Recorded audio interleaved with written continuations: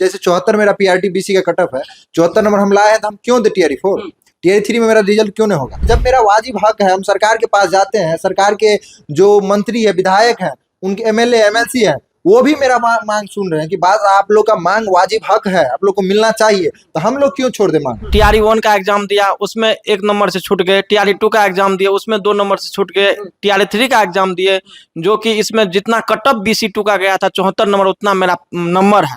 तो अब टीआरई 4 का हम क्यों दे? बार बार एग्जाम देते रहेंगे हम लोग। सर, आपके पास ऐसा कोई एविडेंस है कि हाई कोर्ट में जो सप्लीमेंट्री रिजल्ट को लेकर के जो भी कोई केस हुआ है, तो आप जजमेंट हमको दिखाइए। कानून जो कहेगी उस आधार से एक आंदोलन करेंगे और इससे बड़ा आंदोलन होगा।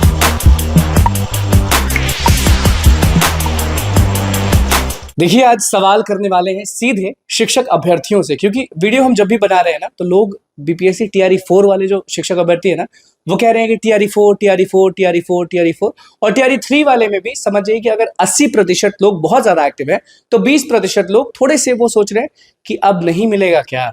उस दिन शिक्षा विभाग के अधिकारी आके हम लोग को ऐसा कह दिए, वैसा कह दिए, न्यायालय कोई गया नहीं और न्यायालय की बात छेड़ दिए, तो अब सप्लीमेंट्री भूल जाए क्या?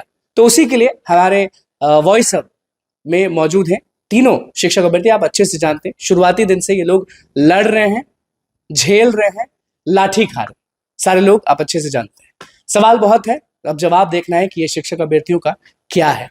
नमस्कार, मैं हूं निकुल तिवारी और आप वॉइस हब देख रहे हैं। बैजू जी हमारे साथ हैं। बैजू जी, आपसे सवाल यही है कि अब आप टीआरई 3 की तैयारी जो भी आपकी है, जो भी मार्क्स आए, जो भी चीज आए, तो अब तो आप टीआरई 4 में शिफ्ट हो रहे होंगे, क्योंकि टीआरई 3 में सप्लीमेंट्री जो भी कहा जा रहा है, उस दिन आप भी मौजूद थे। तो अब क्या आप सभी लोग टीआरई 3 भूल जाएंगे, टीआरई 4 का वो करेंगे? देखिए सर, हम टीआरई 4 का एग्जाम क्यों दे सर? मैंने टीआरई 1 का एग्जाम दिया, उसमें 1 नंबर से छूट गए। टीआरई 2 का एग्जाम दिया, उसमें 2 नंबर से छूट गए। टीआरई 3 का एग्जाम दिए, जो कि इसमें जितना कटअप बीसी 2 का गया था 74 नंबर, उतना मेरा नंबर है। तो अब टीआरई 4 का हम क्यों दे? बार बार एग्जाम देते रहेंगे हम लोग, ये कहाँ का न्याय है सर? जी 1 दिए, बिल्कुल 60 गया था कटअप और मेरा 58 नंबर था। फिर 2.0 दिए, उसमें भी मेरा था 1 नंबर कम था सर। लेकिन 3.0 में दिए, भगवान के दया से मैंने मेहनत किए जोर शोर से, और जितना कटअप था मार्क उतना 74 नंबर लाए हैं। तो हम क्यों दे सर?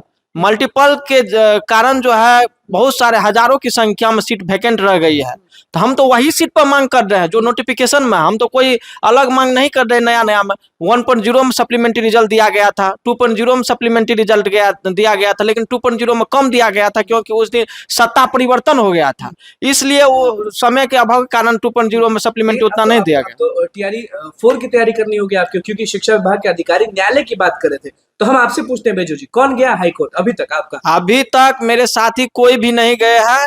हम जो है इसी में रिजल्ट लेंगे सर। हम वो जो बोल रहे हैं कि एफआईआर कर देंगे, ये सब चले जाएंगे वहां से गर्दनी बाग से उठ करके, हम लोग जाने वाले नहीं है कतई। हम लोग वहां पर जब तक आप रिजल्ट नहीं दीजिएगा तब तक हम लोग डटे रहेंगे। चाहे आप हमको गला दबाकर मार दीजिए, फांसी पर लटका दीजिए, एफआईआर कर दीजिए, 10 को मेरी बहने पर एफआईआर कर दीजिए, लाठी चार्ज कीजिए, लेकिन हम लोग वहां से उठकर भागने वाले नहीं। राहुल जी, आपसे हम सवाल ये करेंगे कि एफआईआर हुआ, जितने भी स्टूडेंट्स हैं, जितनी भी बहनें हैं, जितनी भी लड़कियां हैं, उन पर एफआईआर हुआ है, तो क्या एफआईआर से अब आप लोग पीछे हट रहे हैं?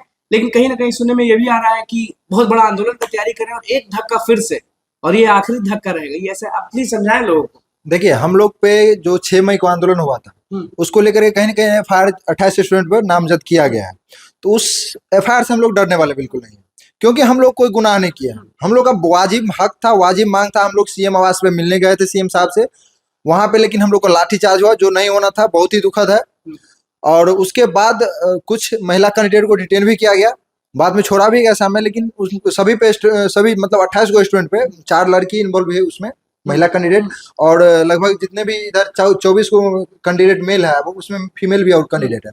तो कहीं ना कहीं ये एफआईआर जो किया है कहीं ना कहीं गलत ही है, क्योंकि हम लोग को अन्याय नहीं किया था। हम लोग अपना वाजिब हक के लिए गए थे। और बात रही रिजल्ट का, तो टीआरई 4 का आप जिक्र किए थे, टीआरई 4 में जाइए, तो टीआरई 4 हम लोग क्यों दे? जब मेरा सेम नंबर, जितना कट ऑफ शिक्षा विभाग बीपीएससी खुद निर्धारित किया है, उतना नंबर हम सेम लाए हैं। जैसे 74 मेरा पीआरटी बीसी का कट ऑफ है, 74 नंबर हम लाए हैं, तो हम क्यों दे टीआरई 4? टीआरई 3 में मेरा रिजल्ट क्यों नहीं होगा? हाँ, अगर सीट आपके पास नहीं रहता तो हम खुद नहीं मांगते। आप जानते हैं कि सीट, बिल्कुल सीट है ही नहीं। सीट 50% से ज्यादा सीट खाली है। सीट कितना माने, 65 मान लें, क्या चीज? सीट खाली है टीआरई 3 में। जी बिल्कुल, देखिए अब जैसे 87,000 वैकेंसी आया था, 87,000 वैकेंसी आया था, उसमें लास्ट टू लास्ट समझिए 43 से 44,000 सीट ज्वाइनिंग करके फाइनली ज्वाइन करेगा।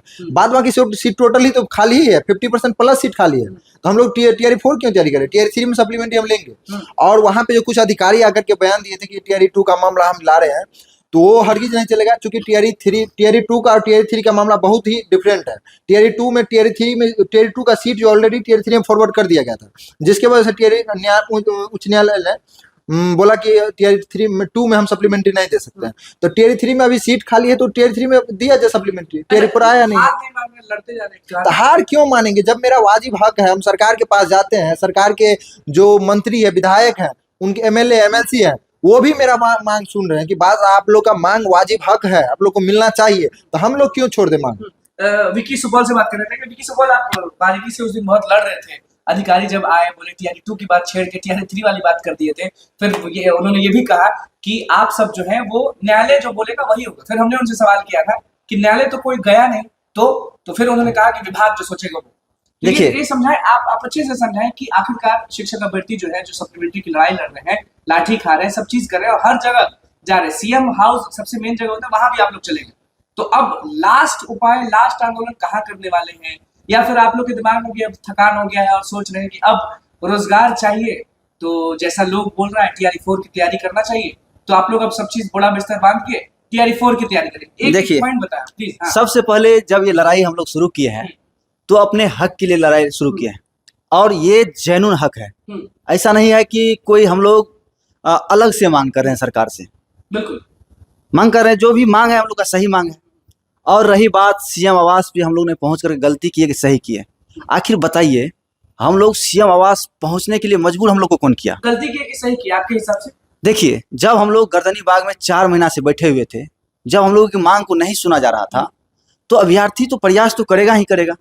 जब कहता है कि सर से पानी ऊपर होता है, तो आदमी छटपटाता है, कुछ ना कुछ करने का प्रयास करता है कि हम बच जाए, किसी तरह से निकल जाए।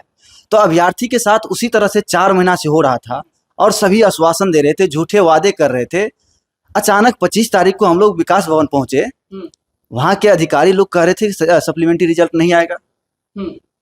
बताइए, जब आप 4 महीना से आश्वासन दे रहे थे, तो क्या ऐसा नौबत आ गया कि आप बोल रहे हैं कि हम सप्लीमेंट्री रिजल्ट नहीं देंगे? ट्रांसफर कर रहे हैं, ट्रांसफर कर रहे हैं टीआरई 4 में।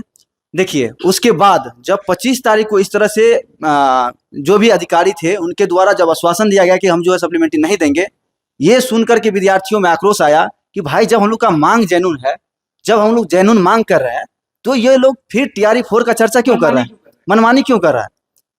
तो इसी सब को लेकर के सभी लोग महाजुटान किया था, और ये सभी अभ्यर्थी का मानना था कि अब जो है चलिए डायरेक्ट सीएम आवास, और वहीं पर सीएम से बात करेंगे। घेरने गए थे कि मिलने गए?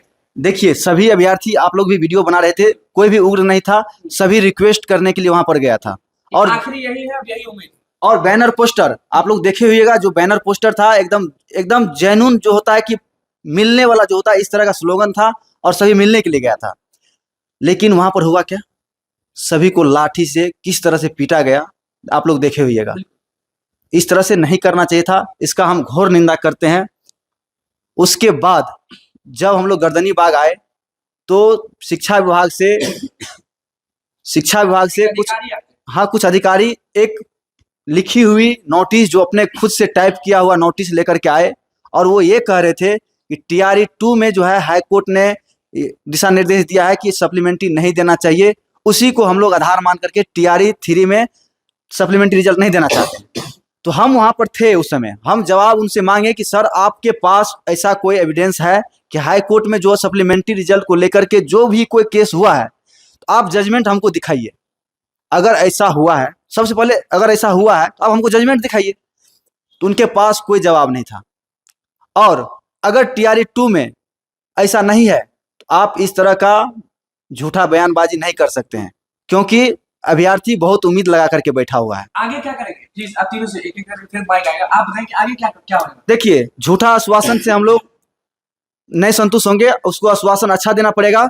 और आगे अगर शिक्षा विभाग नहीं मानती है, बीपीएससी अपनी गलती को नहीं स्वीकार करती है, तो हम लोग फिर से कानून जो कहेगी उस आधार से एक आंदोलन करेंगे, और इससे बड़ा आंदोलन होगा। बिल्कुल। आप बताएं कि राहुल जी क्या करने वाले हैं? देखिए हम लोग की मांग सभी बहुत पहले से भी शांतिपूर्ण तरीके से था और आगे भी हम लोग का मांग जब तक पूरा नहीं होता शांतिपूर्ण तरीके से कानून को दायरे में रहते हुए अपने मांग को लेकर के लड़ते रहेंगे और सप्लीमेंट्री रिजल्ट लेके रहेंगे, चाहे उसके लिए हमको जितना दिन संघर्ष करना पड़े। बेजू 10 या 15 दिन के अंदर जो है सर, यदि कोई लिखित नोटिस नहीं आते हैं तो हम लोग एक बड़ा कदम उठाएंगे। इससे कई गुना आंदोलन बड़ा होगा, जो इतिहास रचा जाएगा सर। इतिहास रचा जी बिल्कुल, अल्टीमेटम हम दे रहे हैं। मतलब कि टीआरई 4 की जो बातें चल रही थी कि आप लोग बोल जाएंगे वो वेस्ट है, आप लोग सप्लीमेंट्री लेके ही दम बिल्कुल। तो देख लीजिए जितने भी लोग ये वीडियो देख रहे हैं, टीआरई 3 के जितने भी शिक्षक अभ्यर्थी हैं वो तैयार हैं सप्लीमेंट्री रिजल्ट्स लेने के लिए। 10-15 दिन में आप मान जाइए, आप समझ जाइए कि देना है कि नहीं देना है। उसके बाद आंदोलन होगा और वो आंदोलन देखने वाला चीज होगा, क्योंकि लाखों लोग पहुंचने वाले हैं नीतीश कुमार से मुलाकात करने के लिए। वो नीतीश कुमार जो आने वाले समय में समझ जाइए कि सीएम बनेंगे कि सीएम नहीं बनेंगे, यही लोग डिसाइड करेंगे। तो देखना होगा कि उस दिन क्या होता है। फिलहाल बस इतना ही, और ये चीज क्लियर हो गया भैया कि टीआरई 4 अपने जगह है, टीआरई 3 अपने जगह है। टीआरई 4 में जितना सीट आप बोले हैं वो आप सीट अलग रखिए, उसको आपको बढ़ाना है घटाना है जो करना है करना है, लेकिन टीआरई 3 में जो आप वादा किए हैं मल्टीपल रिजल्ट्स के कारण जो बिगाड़े हैं उसको ठीक करना शिक्षा विभाग, शिक्षा मंत्री नीतीश कुमार और जितने भी अधिकारी हैं उनका जिम्मा है, न कि लाठी चलाना। तो बस हमारे चैनल को सब्सक्राइब करें, पेज को लाइक करें। बहुत बहुत धन्यवाद।